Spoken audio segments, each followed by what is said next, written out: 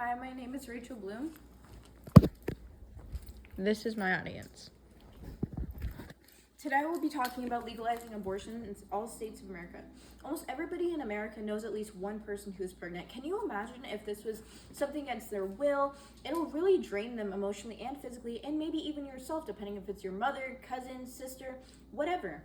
I mean, the fact that this isn't free to us is taking away our freedom in some way, shape, or form, depending on the states that we're in.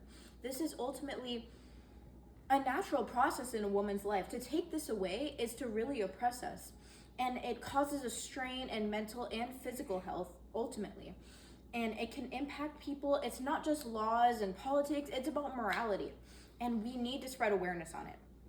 The ability to get abortions is an essential part of a woman's health care, and we can protect these women by making abortions legal in all states of America. The loss of choice ultimately results in negative health and physical needs. This is women having anxiety, depression, and hopelessness because of the fact that they can't choose when it comes to their own body.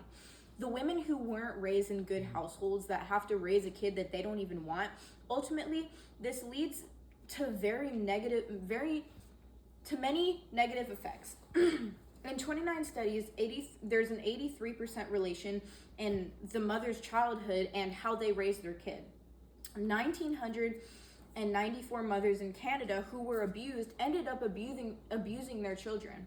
This giving them anxiety growing up, mental illnesses, which was seen in a study in 2019 by McDonald and others. This ultimately also takes away the woman's autonomy and takes away their medical decisions and freedom. Ultimately, just because of the fact that the woman isn't getting the abortion legally, she can be getting it illegally. And this can cause very dangerous procedures and can even cause a woman to die. 45% of abortions ever since the overturning of Roe v. Wade are happening, and 22,000 to 68,000 deaths per year are occurring. This also makes it so that medical procedures are unsafe, and because abortions are denied in many states, don't even happen at all. 5 million women get long-term injuries per year due to this. For example, chronic infection, pelvic inflammatory disease, infertility, and it can scar a woman for life, which was a study done by Haddad in 2019.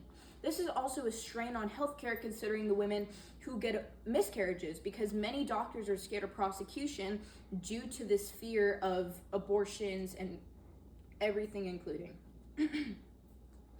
The strain on women mentally and physically is very taxing, and it's not just about the politics, it's about morality as a whole. And ultimately, it can be good to have the legalization in many different ways. It can better us as a society and have women follow their dreams, goals, and also better our economy as a whole. Many women, when they get pregnant, are not able to put themselves out there, whether it's through their dreams, because they're taking care of children, or even education, or the workplace. They need to focus on themselves, and they can't, due to the fact that many of them can get physically injured or damaged in any way, shape, or form due to a lot of them are sexually assaulted. A lot of dangers happen when you're sexually assaulted. For example, if you physically get raped, there's a lot of issues. Sometimes you can't even control your bladder. And this ultimately affects women working in a workplace. If you want to be a blue-collar worker, you can't. And it really dangerously affects them. For example, 38% of unplanned births before the age of 25 get a high school diploma, compared to 86% who don't. So ultimately, the 38% get their diplomas. So that means that all the rest of them do not, because of the fact that they don't have the time for it. Taking care of a child is very taxing and can lead to child neglect, poverty, and unstable families. A lot of them also get put into foster care because these women know, hey, I cannot handle a kid, you know? So this led to an 11% increase ever since the overturning of Roe v. Wade in foster care systems, which was a study done by Atkins in 2025. The financial struggle is very rough. And many people who want to get abortions are college students, so they're already in enough debt. These children have to grow up in such bad poverty and financial struggles, and it causes a lot of distress, which is seen by Foster in 2025 and the Turnaway study.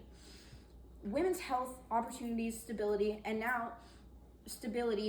are very greatly affected. And now we can look at what our society can look like if abortions are guaranteed for everyone.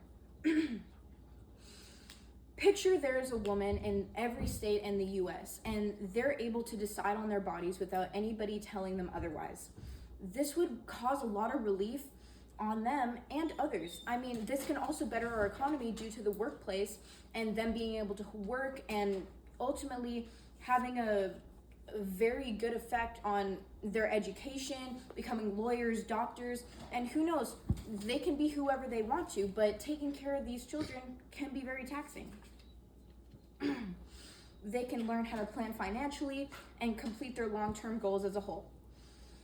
It'll also make the families more stable, they're better children care, and can up our stances comparing our health and being able to mentally and physically increase. It can also make sure that women are equal to each other. There may be women in other states that have abortion laws that look at other women and say, why can't I be like that? Why can't I have a choice on my own body? There's fewer medical risks also with women. There's fewer deaths, and a lot of families don't have to go through this stress. It can be a healthier society, and ultimately it can bring women together.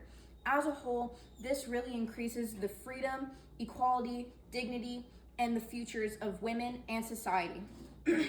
Also, our economy, and it can restore families. As a woman, we should not have to deal with this. We have struggles enough, and to legalize this is to have a better freedom for us all. No woman should be forced into this if they're not ready. So we should legalize this in every single state so we don't have to be put down any longer.